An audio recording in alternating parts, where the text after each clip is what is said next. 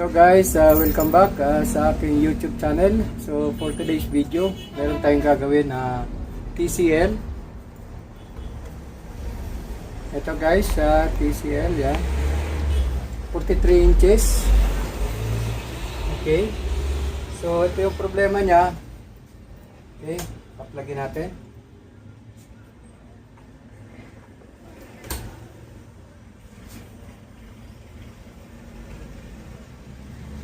Okay, check natin. So, mayroon naman siyang logo. Yan. Kaso mayroon siyang bar line sa gitna. Ayan o. Okay. So, yun ang problema niya. Okay, so ito yung gagawin natin. Okay, check natin yung model nito.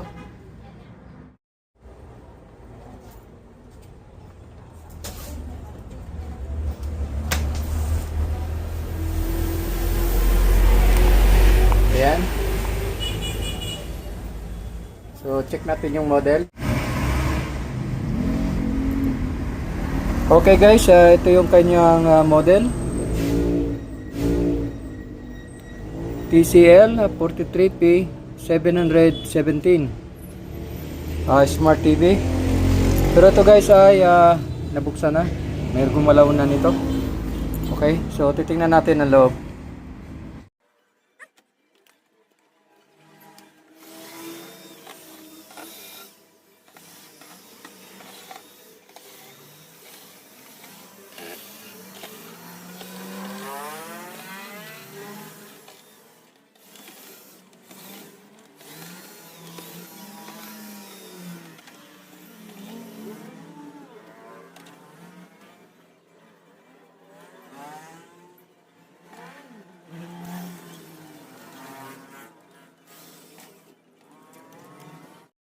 Okay guys, nabuksan na natin yung unit.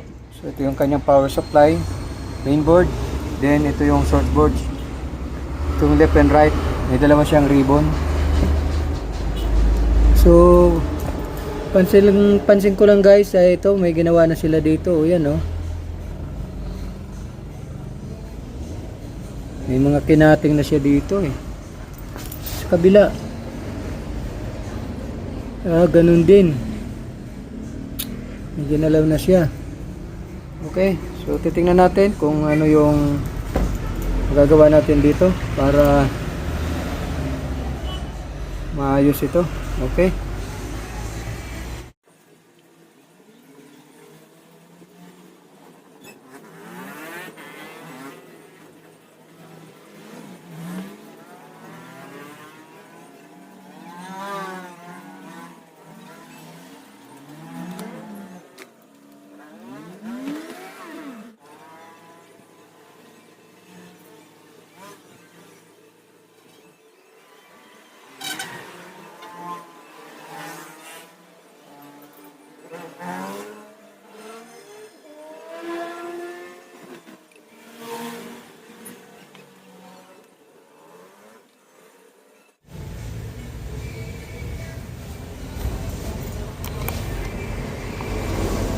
So mayroon guys na problema itong sa right side.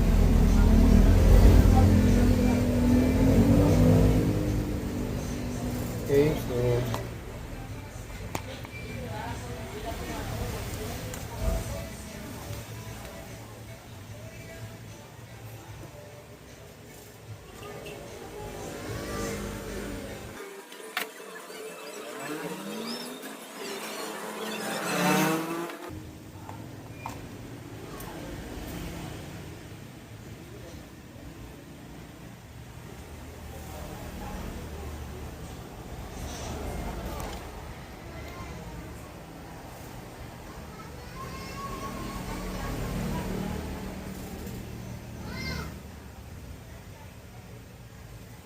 okay guys, yung dito sa kabila is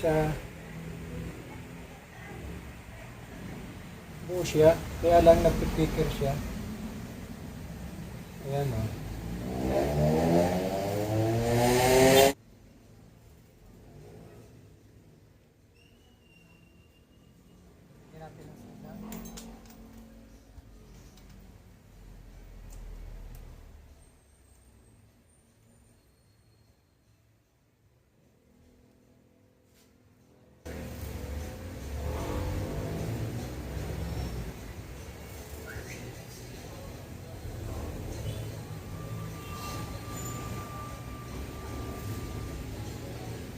So yun guys, ay buo siya, kaya lang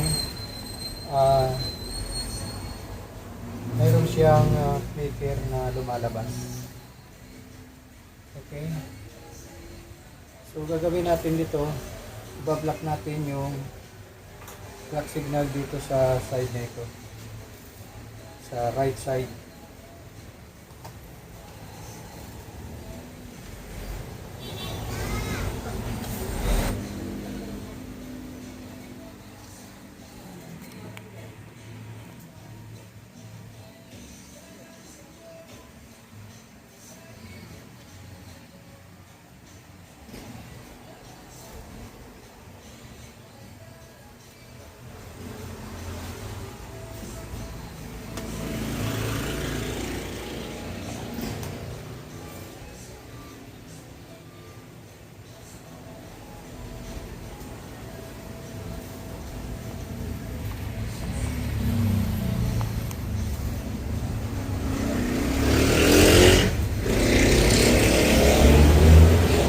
Kumukurap.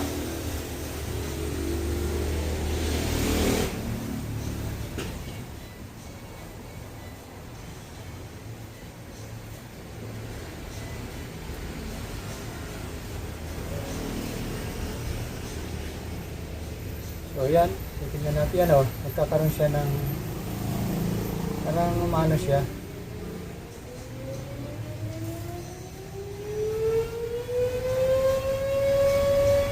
Check natin dito yung kanyang LC1, LC2, yung kanyang swapping voltage.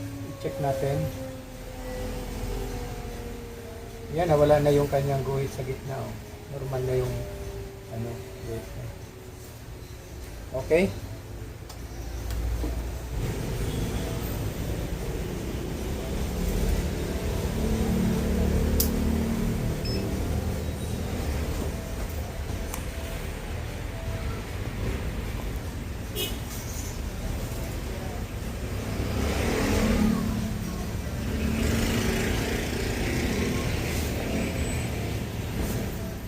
Power on natin.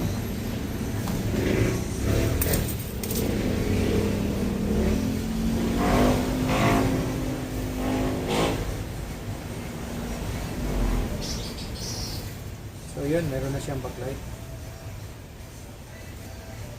Check natin yung supply dito.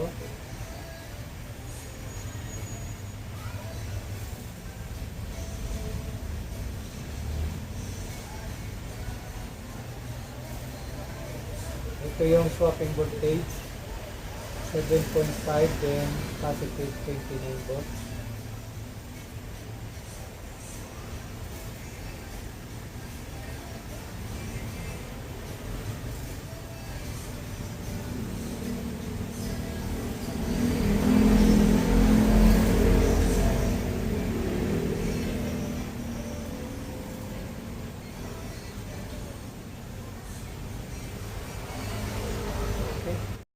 Okay guys, ang ginawa natin dito, nilinis ko muna yung kinating dito, saka dito sa kabila.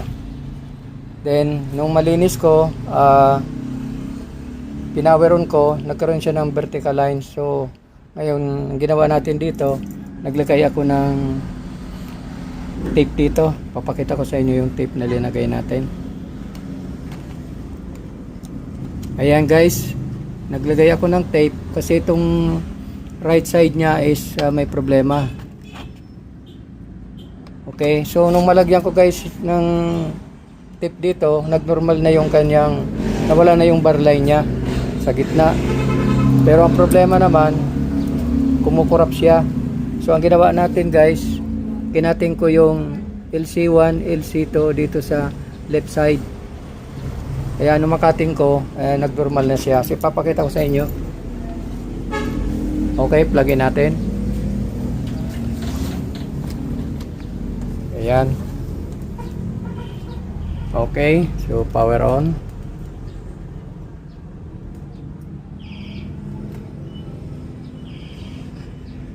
So yun, at lumabas na yung kanyang logo at wala na rin siyang corrupt. So hintayin natin. lumabas yung kanyang display.